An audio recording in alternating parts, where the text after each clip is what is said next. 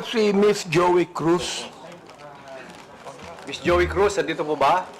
Yes, Mr. Chair. Okay, Asan po siya? Asan po siya? Ayan. Oo. Gusto ko lang punta, alam nyo, sa totoo lang, marami po akong natatanggap na bashing eh. Hindi ko pinapansin. Hindi ko pinapansin yon. Katulad ni Kabayan, hindi ako naiinsulto, hindi ako nababagabag, hindi ko pinapansin, eh wala namang katotohanan yun eh. Ano? Kaya hindi ko pinapansin yan. Alright. Ngayon, ang gusto ko lang pong sabihin kay Miss Joie Cruz, in one of your vlogs in YouTube, you directed this statement sa akin. No? Akin mismo. Unang-una, hindi naman kita kilala. Hindi naman kita kaaway. Wala naman akong ginawang masama sa'yo. Tama ba ako, Mr. Chair? Meron po ba akong ginawang masama sa inyo? There is no personal action. Kaya nga, Mr. Chair, sagutin mo lang ako. Meron po ba akong ginawang masama sa inyo? No meron ba wala? None, Mr. Chair. Wala. Wala akong ginawang masama sa inyo, ha? Pinapatunayan nyo yan, ha? Pangalawa, hindi niyo ako kilala. Tama ba, Miss Joie Cruz? You do not know me personally. Correct, Mr. Chair. And Mr. Chair, I do not even know Miss Joie Cruz personally. Am I right? Correct, Mr. Chair. But, you made a statement against me. O ito, babasahin ko ha. O, ang sabi mo, ganito, Kong Abante, paswelduhan ka ng taxpayer, gago. Tinawag mo akong tinawag mo akong gago. Oh, bakit? Ba't mo ginawa sa akin yun? Gusto mo ba akong umiyak ngayon sa'yo? Sabihin ko, ba't mo ginawa sa akin yun? Bakit mo ako tinawag na gago? Bakit po, Mr. Chair? Please, yes. Mr. Chair, and I think it is already established that we do not know each other personally. Ano po yung pakilakas nga po? Hello, Mr. Chair? Mr. Chair? Okay. I think it is already established that we do not know each other personally. Therefore, the statement was said based in a not personal way, but it is an observation of my reaction Mr. Chair, on meron ka pang salita. Your observation is that I'm gago? Is that your observation? This pertains to the public function as I perceive it, Mr. Chair. No, you're public what? Public action, Public Mr. Chair. action. So you mean that is the public that is actually telling me that I'm gago? No, Or Mr. is it Chair, you? the statement Let me came ask from you, me. Mr. Chair, is it you? Yes, Mr. Chair. So you were the one that said that, right? Correct, Mr. Chair. Ayun. Pero hindi mo ko kilala. Wala akong ginawa masama sa'yo. Yes, Mr. Chair. What is your already right to established. tell me that I'm gago? Because I am a citizen of What the is Philippines. your right to tell me I'm gago? That is part of my freedom of speech, Mr. Oh, Chair. is that right? Yes, Mr. Chair. So your freedom of speech is to tell a person that he is gago? Freedom of speech ba yan? My freedom of speech, part of my freedom Bay, ang of galing speech is mo. to react Ang on the galing mo. action of Ito a pa, public official. sinabi mo ha, in another post, ito sinabi mo. Pero alam mo, kaya tayo nagmi-meeting dito, para mini-mention ko ito, no? Pero sa totoo lang, hindi ko pinansin yan, matagal na yan eh. Di ba? Hindi ko pinansin yan. Ito ha, ang sabi mo, you know, Kong Abante, I can find all of this. Isasampal ko ito sa pagmumukha mo. Is that still freedom of speech? Mr. Chair, I am not very familiar. Yes or with no, those- Mr. Chair? Is that still, you think, freedom of speech? When you said, isasampal ko ito sa pagmumukha mo. Mr. Is Chair, that freedom of speech? yes, Mr. Chair. Ganon. Oo. So, ibig sabihin, ganito. If I tell you right now, sasampaling kita, freedom of speech yan. That's part of your freedom, Mr. Chair. Pag sinampal kita, hindi na freedom of speech yan. Of course, sir, it's overt Ay, hindi action na. already. Yes, Hindi sir. na, no? Yes, sir. Oo, ang galing. Mahusay ito. Oo, magaling ka. Oo. Ang sabi mo, I'm going to be Hindi ko masabi to, Mr. Chair. Fucked. Prepared. Binanggit mo yon. Mr. Chair, Bakit naman? Mr. Chair, Ano may ba I nagawa know kong when kasalanan that post sa'yo? was posted? Mr. Chair? Oh. Mr. Chair, so that I can answer intelligently on the question You of... can, Mr. Chair, may I know you can the date answer of the intelligently, I but cannot what you answer... said here, is that intelligent? Let me ask you, Mr. Chair. Nung sinabi mo, Company Abante, I can find all of this, isasampal ko ito sa pagmumukha mo. Is that intelligent? Mr. Chair, I cannot intelligently answer if I do not know when the post was posted.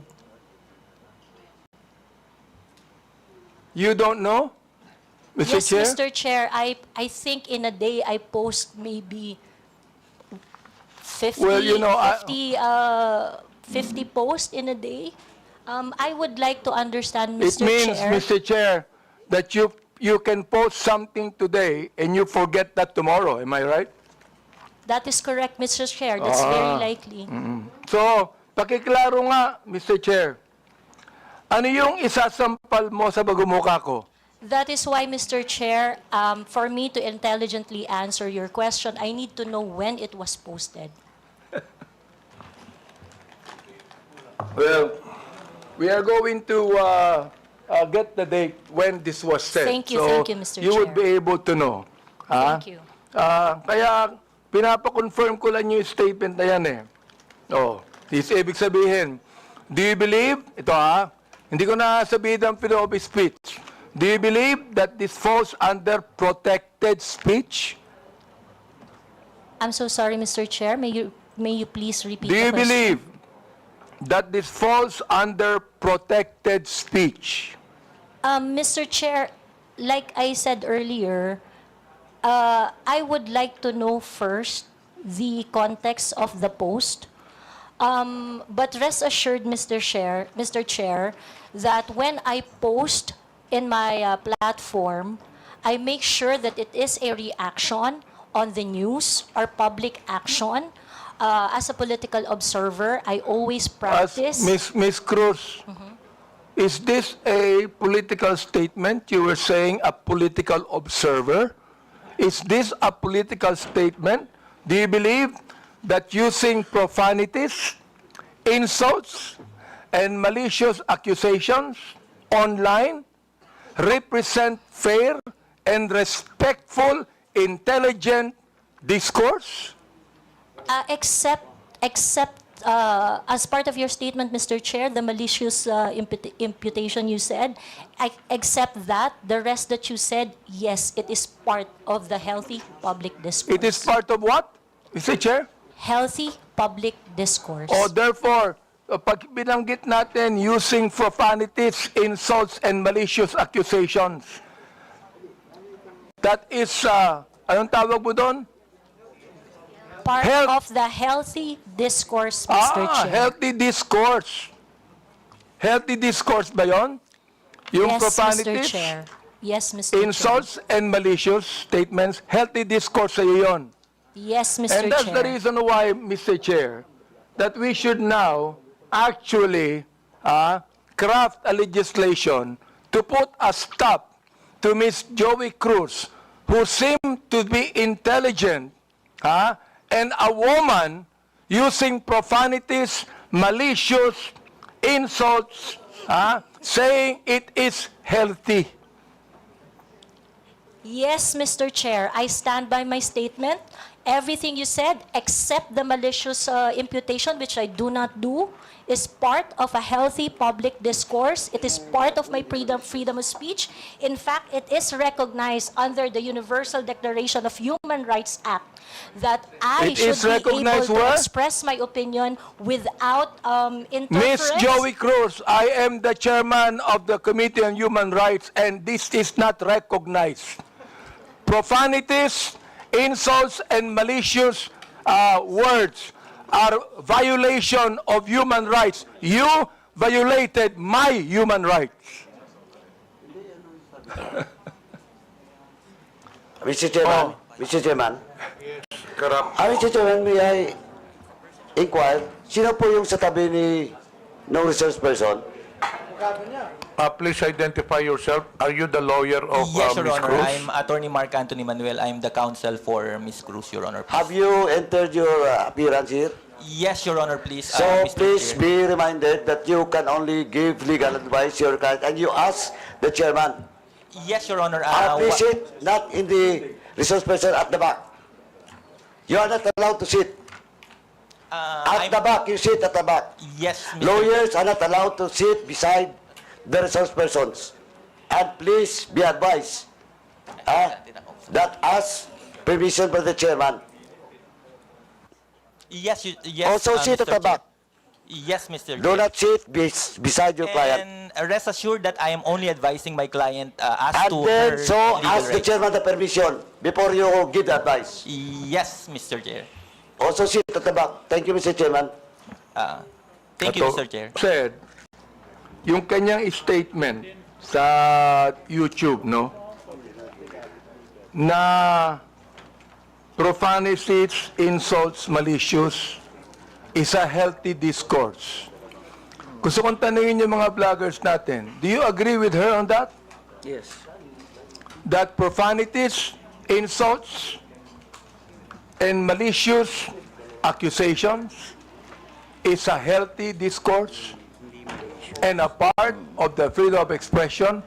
We would like to ask every blogger to answer me yes or no if they believe in that. Mr. Chair, can I be recognized? Yes. Mr. Chair, no other than the highest court of the land has repeatedly said na hindi po masama ang pagmumura, lalong-lalo na sa mga pampublikong opisyal, especially kung ang pinatutungkulan po ay yung official functions nila. Not the person, but their official functions, Mr. Chair. So yun po ang paninindigan, lalong-lalo na po namin bilang mga manggagawa, dahil kahit meron pong TikTok, Facebook o social media, sa komunidad po, yan ang lengguwahe ng mga manggagawa at ordinaryong Pilipino na nagagalit. Hindi po kasalanan ng mga vlogger o ng mga gumagamit ng Facebook, TikTok, X o kung ano pa mang social media platforms kung bakit merong ganito na mga pagmumura o profanities. Ito po ay lengguwahe ng mga manggagawa at ordinaryong Pilipino na Mr. Chair, nagagalit. hindi ko, Mr. Elijah, hindi ko binabagit yung lingwahe ng ordinaryong Pilipino. Ang binabanggit ko, lingwahe ng vlogger. Hindi ka ordinaryong Pilipino. Mr. Chair, Tatandali lang, kasalala pa ako eh. Alright. Hindi ka ordinaryong Pilipino. Tama, mali. ordinaryong Pilipino ako, Mr. Hindi, Chair. hindi ka ordinaryong Pilipino. Vlogger ka eh. No, manggagawa ako, Vlogger Mr. ka. Chair. Lahat pa ng ordinaryong Pilipino, vlogger? Mr. Chair, manggagawa ho ako Andali lang, na may andali lang. platform ho. Andali So, lang. ordinaryong Pilipino ho ako, Andali Mr. lang. Chair. Mr. Vlogger ka Chair, eh. point of order. We have our rules here. I think the resource person cannot answer without being recognized by the chair. Sorry, Mr. Chair. Okay, to all reminder to all resource persons, let the interpolator finish his line of questioning in his statement, and resource persons can only talk when the chair recognizes them. Okay. Nabanggit mo kanina na yung profanities, yung insult, yung malicious accusations, kung yan ay sinabi sa kanyang, ang tawag doon, functions bilang public official, okay yon. Yung sabi mo, di ba? Yung... But not on a personal basis, correct? Ayan. Yes, Mr. Chair. Sabihin natin, naniniwala ako dyan. Pero, hindi naman niya sinabi yan sa akin on my public functions, official functions. It is a personal accusations on me. Mr. Elijah. I cannot, Mr. Chair, can I be I cannot speak on behalf of Miss Joie, Mr. Chair. Naano ko lang yung sinabi mo. Yes, Mr. Chair. Okay, now I'd like to ask Miss Joie, Miss Cruz, are you insulting me on my public official functions, or it is a personal accusation on me? It's not a personal accusation, Mr. Chair, and I think we have agreed early on that we do not have any personal relationship. So Yes, that that's is right. just- Pero ito, ang sabi ni Elijah, okay lang yon kung yan ay sinabi in my official functions as a public servant. Alam mo ba yung official functions ko? Yes, Mr. Chair, and Alam mo. So therefore, hindi ka naniniwala sa aking official functions, kaya tinawag mo akong gago. no, Mr. Chair, the observation that I uttered to describe your performance of your official action, that is my observation. That is what I felt. Well, inobserbuhan mo ba yung aking official functions? Yes, Mr. Chair. Inobserbahan mo I watch your hearings. Since I won in 2019? No, Mr. Chair. I closely monitored your performance as a congressman in the 19th Congress. And you hated me for that. No, not really, Mr. Hindi, Chair. gago. Just in the Binagit mo 19th sa akin Congress. gago, so you hated me. Mr. Chair. Ano ba ibig sabihin nun? Binanggit mo, gago ako. Binanggit mo, isasampal ko ito sa pagmumukha mo. Binanggit mo, I'm going to be... Hindi ko babanggit eh. Okay. If you prepared, binanggit mo yun eh. May I Oo. respond, Mr. Chair? Therefore, you hated me. Hindi pwedeng sabihin mo sa akin na you love me. Is that the person that you said that you love me? I love you, and because of that, isasampal ko ito sa'yo. May I respond, Mr. Chair? Yeah, go ahead. Sige, Okay. Mr. Chair, go ahead, respond. At the very most, I do not like your performance as a member of the 19th Congress. But hate is such a powerful word because we established earlier that we do not have any personal relationship or any Kaya nga, personal Mr. Chair, affiliation. binanggit mo yung human rights. Yes, Binanggit mo Mr. yan kanina, Chair. di ba? Correct, Mr. Therefore, Chair. Mr. Chair, you violated my human rights. Why? Because when you said those profanities, those insults, yung gago, yung isasampol ko ito sa pagbubuka mo, you violated my human rights. You did. May I respond, Mr. Oh, Chair? teka, Mr. Chair, hindi ako nagagalit sa'yo. Okay? At wala akong pakialam sa'yo. Kahit na anong sabihin mo, okay lang sa akin. Alright? Pero itong ating pinag-uusapan ngayon, merong kinalaman sa mga legislation na aming gagawin later on. That is why I am asking you right now. Sapagkat napakahalaga nito. Kapag binabanggit mo, if you're saying that using profanities, insults, and malicious accusations online represent fair and respectful discourse and a healthy discourse, therefore you're telling us that the freedom of expression is absolute. You can say anything you want, and that is freedom of expression. Yun ang sinasabi ko, Mr. Chair. May I respond, Mr. Sapagkat, Chair? pag binanggit mo, if you said that freedom of expression is not absolute, therefore, there are certain things that you cannot say. Yun ang ibig sabihin nung freedom of expression is not absolute. May limitation yun. Di ba? Oh. Go ahead. You can answer now. Okay, thank you very much, Mr. Chair. Mr. Chair, in the universal thoughts and ideas, there would always be a limitation. The freedom of speech is not absolute. And the limitation of freedom of speech is well defined. Under the law, under the jurisprudence, there are things that you cannot say. There are things that Mr. Chair, you what cannot... jurisprudence are you talking about? Supreme Court decisions, Your Honor. Can you tell me what law? example of law that limits your Yes. freedom of expression? For Can you example, tell me the Mr. Chair, jurisprudence? yes, Mr. Chair. For example, Mr. Chair, there is, I cannot specify the specific law, Mr. Chair. There but- is a law but on libel. Yeah, law There on is a libel. law on slander. there Is it is a okay? law. Is it okay, Mr. Chair, if I give my example? Okay, thank you very much. One example, and I think this example is very demonstrative, is very illustrative of the limitation of freedom of speech. Right now, it is election, midterm election, and it is not allowed that people are going to campaign on the day of the election day. That is a clear prohibition to express on the part of the citizen to say whatever they want to say on that Teka, election day. Mr. because Chair, ano po ang connection nung binabanggit mo? I'm asking you about the jurisprudence. I just told you that there is a law against on libel, on cybercrime. What you said today is libelous. What you said here is libelous. Why? Mr. Because Chair. there is a malicious intent. When you use profanities, when you use the word gago, there is a malicious accusation, and that is libelous.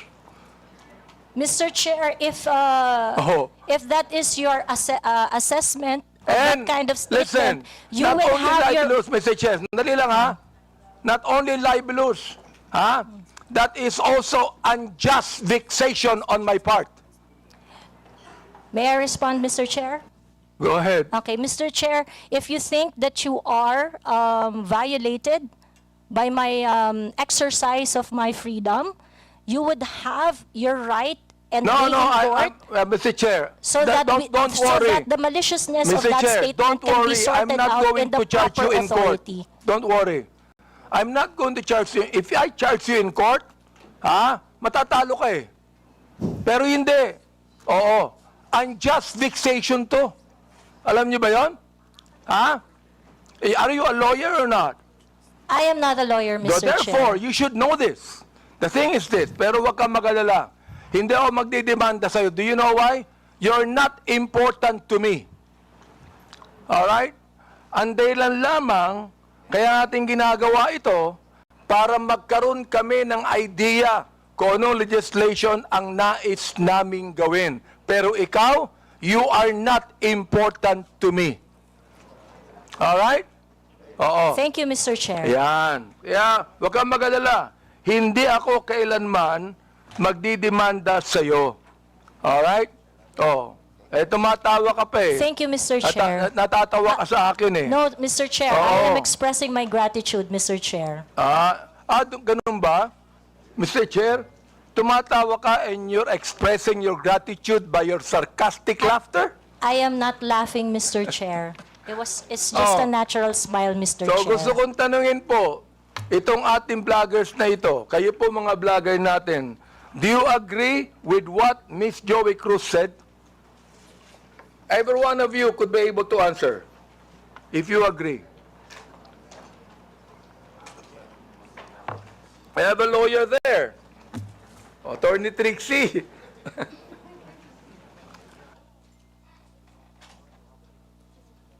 Attorney Trixie, you have the floor. Thank you, Mr. Chair. I disagree with Ms. Joey. I believe that there is, instead of a limitation on the freedom of speech, I believe that speech is either protected or not protected. Thank you very much. Those that are covered by the law, such as the law on inciting to terrorism, inciting to rebellion, and so on, are unprotected speech. And those that are not covered by any limitations by the law are protected speech. The Supreme Court has said that expressions of frustration are protected speech. And therefore, although we differ, Ms. Joey and I, on the approach to the problem, we agree on the solution. Okay, let me ask the other bloggers that we have. Each of you could be able to answer and tell me if you agree with Ms. Cruz on that. Your Honor, Mr. Chair, I am Dr. Mata. I'm a bit forgiving on those things sometimes, Mr. Chair, because sometimes people are so expressive that we tend to say things. And I could cite, Mr. Chair, your example on the last hearing. You mentioned something as well. I won't mention it now, but you said it's something, but I know it was withdrawn as well. So there's no, I'm not affected by what you said, because sometimes you're just, in your emotions, you tend to say things, which you said, T-A-N-G-A, but it's okay, Your Honor. Mr. Chair, let me answer that, no? When I say T-A-N-G-A, binalik ko lang sa kanya eh. Siya ang unang nagsabi. Siya ang unang nagsabi. Para bang pinukul ka ng balisong, nasa lubong yung balisong, binalik mo sa kanya. Kaya ako binanggit. Hindi ako ang unang nagsabi. Ang unang nagsabi, yung vlogger mismo. Ibinalik ko lamang sa kanya. Oh, ngayon, ako ang masama. Samantalang yung vlogger na nagsabing tanga ang gobyerno, hindi masama. Nung ako ang nagsabing tanga, ako naman ngayon na masama. Ano ba talaga, Mr. Chair? Yes, thank you for your explanation on that, Mr. Chair. Mr. Chair.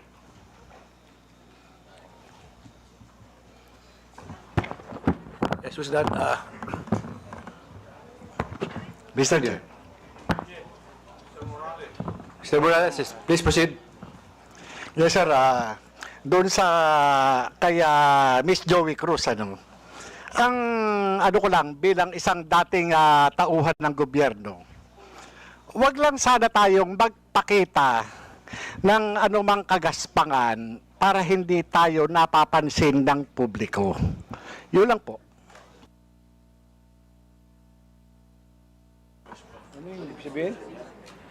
Huwag lang magpakita ng kagaspangan para hindi makita ng publiko.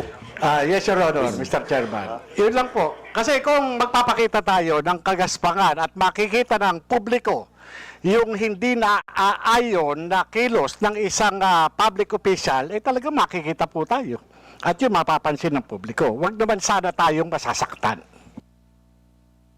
Sinong tinutukoy mo, Mr. Chair? Your Honor, yun pong mga gumagawa ng kagaspangan, yun po yun. Sino nga yung tinutukoy mo? Aba, hindi ko po alam. Siguro po, maaaring kayo po, Your Honor, mawalang galang na po, nasa inyo po yun kung sino po yung mapapatungkulan nun. Mr. Chair, ano ba yung kagaspangan na narinig mo? Sino nagsabi ng kagaspangan? Your Honor, ito po bilang isang dating tauhan ng gobyerno. Nagiging maingat dapat ang isang tauhan ng gobyerno habang siya ay nanunungkulan. Katulad ng pagnanakaw, pag-aabuso sa tungkulin, pagmamalabis. Yan po yung isa sa mga dapat na tinitingnan natin. At kung tayo man ay tauhan ng gobyerno, dapat ginagampanan natin ng buong husay, buong giting, tulad ng mga alagad ng batas na handang ialay ang sarili niyang buhay para lamang doon sa sinumpaang tungkulin. Mr. Chairman, Mr. Chair, tama yung binanggit ni Mr. Morales tama Pero ang tinatanong ko sa iyo, nag-a-agree ka ba sa sinabi ni Miss Cruz? Saang particular, Your Honor, Mr. Chairman po? Hindi ka pa na nakikinig sa akin Bira namang buhay ito. Pagpaumanhin niyo po, Your Honor, at nangati po yung aking binti, maaring hindi ko po Wala kang napansin. karapatang magsalita kung hindi mo narinig lahat ng mga sinabi. Iyon pong narinig ko. Very clear Meron po akong narinig. Very clear, Mr. Chair, ang sinabi ko. Kanina, pinag-uusapan natin yung lahat ng mga binanggit ni Miss Cruz. And I'm asking you now, kayong mga vlogger. Oo. Mga objective naman kayo, di ba? Ano ang palagay nyo rito? Palagay nyo ba na itong malicious, ito ulitin ko para malaman mo, itong malicious, profanities, at insults, accusation, na ibinigay po ni Miss Cruz, ay kasama po yan sa tinatawag nating protected discourse o kaya naman healthy discourse or freedom of expression. Yun po pinoprotektahan ng batas. Ito po yung pong opinion o saloobin ng isang mamamayang Pilipino patungkol doon po sa pagkukulang ng isang public officer. Yun po hindi pinoprotektahan ng batas. Ito po yung pag-iingganyo ng paggawa ng illegal o labag sa batas. Yung Yun po. pagkukulang, Mr. Chair, eh kung walang ginawang illegal, may karapatan ba siya? Kung walang ginawang illegal, Your Honor, depende po eh. Depende po sa napapansin at kung Ilang, po sa nagbibigay ng opinion, Your Honor. Miss Joie, meron po ba akong ginawang illegal? Meron po ba? Nothing that I said in the Yun, blog. wala akong ginawang illegal. Meron ba akong ginawang immoral? There are things that I may not agree. You because may of not agree, differences. that's fine Yeah, with me. Yeah. Pero ang tinatanong ko, meron ba akong ginawang immoral? Oh, Differences I in agree values, that there Your are Honor. some things that you Differences do in- not agree. Okay lang yun sa Differences in akin. values, Your Honor. Di ba? Pero wala akong ginawang immoral o illegal. You said that yourself. So therefore, anong ibig sabihin ng profanities, insults, and malicious accusations you gave to me? Yun ang tinatanong ko. Ha? May I answer, Your Yes, Honor? go ahead. Okay. First of all, Your Honor, I would just like to take exception once again that I never agreed to anything, any statement that is malicious as part of freedom of speech. It's not. What I said are not malicious. Those are observation on my end, and the profanity is part of part of my expression of discontentment, disgust, because my expectation for a public officer is not Therefore, met. Mr. Chair, when you're saying that a public official who is not doing anything illegal or immoral, and you said something malicious, insult and profanities, Again, that is your observation. And you have the right to say that. Again, Mr. Chair, I am taking exception on the malicious statement. My statements are not malicious because my statements are always pertaining to the exercise of the public duty of the officer I am responding to So or therefore, when you said reacting to. gago, that is not malicious. That is not malicious, Mr. Chair. Ah, okay. That is not malicious, ha? Yes, Mr. Chair. Oo. Pero ako, Miss Cruz, kahit kailan, hindi naman kita kilala, hindi ko alam ang ginagawa mo, wala akong karapatang tawagin kitang gago. And I respect your opinion, Mr. Chair. Not my opinion. That is my belief. I Iba yung respect your opinion, belief, Mr. iba Chair. yung belief. Okay. I'd like to ask the other vlogger if they agree with Miss Joie on that. Una po, I agree po na this is not malicious kasi na-establish na po na hindi po namin kayo kilala personally. And kung sabihin namin mahal namin kayo, it is because of your work as public official. Hindi po ibig sabihin mahal po namin kayo bilang kung ano pa man, malisyoso. And when we say we don't like what you are doing, it is also not malicious. It pertains to your job as a government official. So I think magkaiba din po kasi yung sukatan sa public official and also private citizen. So, I think it's important for us to understand the difference of and the limitation doon sa public official and sa private citizen. And I agree po. Lahat po ng sinasabi namin sa inyo, because we don't know you personally, are not malicious. It's not personal. It's about your job lang po. Sometimes, Mr. Chair, I'm not onion-skinned, ayan, kilala ako ni Congressman Glenn. Oh, kaibigan ko yan. I'm not onion-skinned. Ang ibinabagit lamang natin dito is how do we limit this? How do we regulate this?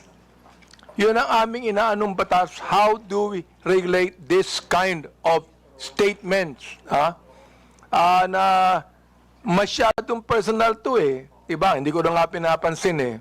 Oo. Kung hindi lang binigay sa akin itong mga bagay na sinabi eh, makikita ko ba to? Hindi ko nakita to eh, Miss Joie Cruz eh. I don't even care about that anymore. Hindi ako apektado dito eh. Hindi ba? I think it's this. Kayo makakatulong sa amin for us to be able to craft a better legislation to what? To tell you that the freedom of expression is not absolute. Yun ang nais naming sabihin dito. Oh, so, yung the rest of the vloggers, if, yes, Attorney Glenn, go ahead. Thank you, Mr. Chair. While we recognize the plenary power of this Congress to enact legislation to limit freedom of speech or expression, I would just like also to exhort the members of Congress, the honorable members of Congress, to remember that the exercise of free speech, I mean, public officials should not be onion-skinned. I know hindi po kayo onion-skinned, Congressman Honorable Abante. Public officials should not be onion-skinned, and that free speech serves as a scalpel that removes the abscesses of officialdom. I quote the jurisprudence. I mean, it's a landmark decision of the Supreme Court. So we have to make a tight balance between limiting the freedom of speech and, of course, when it comes to public acts of public officials. Yun na po, Mr. Chair. May we hear the others, Mr. Chair? Go ahead. Yes, Mr. That Chair. handsome man right there. Ako po, Mr. Chair. May I be recognized po? Mr. Chair, sundan ko lang po yung binanggit po ni Attorney Trixie about protected speech. I don't know the specifics of what Miss Joie said. Be that as it may, Mr. Chair, kung yung pong mga binanggit niya ay nakapatungkol po sa official function, then it is warranted. If it pertains to the personal po na buhay, then it is unwarranted. Naiintindihan po namin yung predicament, Mr. Chair, ng mga congressman natin, ng mga public official natin na talagang nasa scrutiny ng taong bayan. Pero hinihingi rin po ng taong bayan, lalong-lalo na ng mga manggagawa, ang pag-intindi po ng ating mga congressmen doon sa kung ano yung nararamdaman at ano yung pakiramdam, emosyon ng mga tao patungkol doon sa function po ng ating mga public official. I believe yung mga binanggit po ni Miss Joie, it is part of protected speech. And I think doon po pwede tayong magkaisa. That's all, Mr. Chair. Meron pa. Yes, Miss, Mr. Chair, good afternoon po. Yung tungkol po sa sinabi ni pagsasamahin ko na po yung tatlo, no? Ni Ma'am Joie, ni Attorney Trixie, at saka ni Sir Elijah. Kami po na mga content creators, nasa public eye din po kami, gaya po ninyo. So, whatever content or opinions that we also post online, nakaka-receive din po kami ng mga gaya ninyo na masasakit na salita. Kaya naiintindihan po namin kung saan din kayo nanggagaling. However, ang difference lang po natin, ang atake sa amin personal, ang atake po sa inyo, on your official function. Ngayon, ang masasabi ko lang po siguro pagdating sa bagay na yan, kami po, pinapabayaan po namin yung mga haters namin at saka bashers to air out what they think and feel about what we say. Hindi ko naman din po sinasabi na dapat ganun din po kayo. It so happen lang that sa inyo po, pagdating sa mga nasasabi nyo po, sa mga press briefing nyo po, sa press con nyo, or even sa mga pinapublish sa news, sa aming mga content creator, naka-anchor kami lagi kung ano lang po ang nasasabi ninyo. Mr. Chair, Miss Batalya, Yes, po. gusto ko lang pong banggitin din, no? Alam mo, natanggap ko itong mga bagay na ito since Quadcom days, eh. Hindi ako binabas ng sino man bago ang Quadcom. Bakit kaya? Di ba? Mr. Chair, if I may, I mean, hindi ako nababas, eh. Oo, ngayon lang talaga. Hindi ko alam kung bakit eh. Oh, yun ang gusto kong sabihin sana sa inyo. 'Di ba? Yes,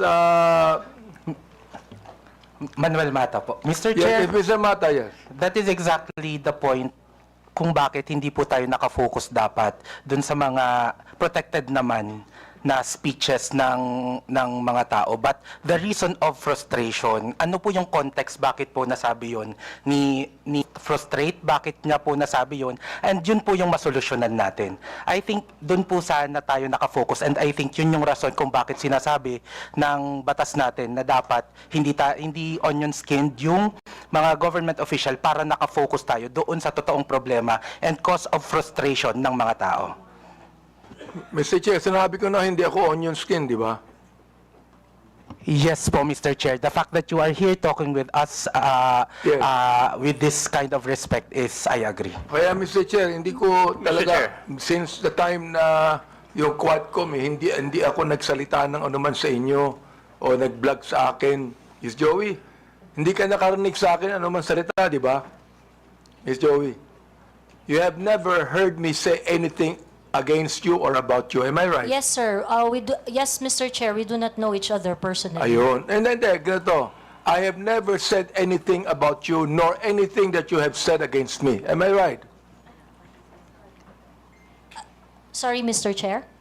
I have never said anything about you or anything against you, even if you said something against me. Am I right? That is correct, Mr. Chair. Yun ang gusto kong sabihin.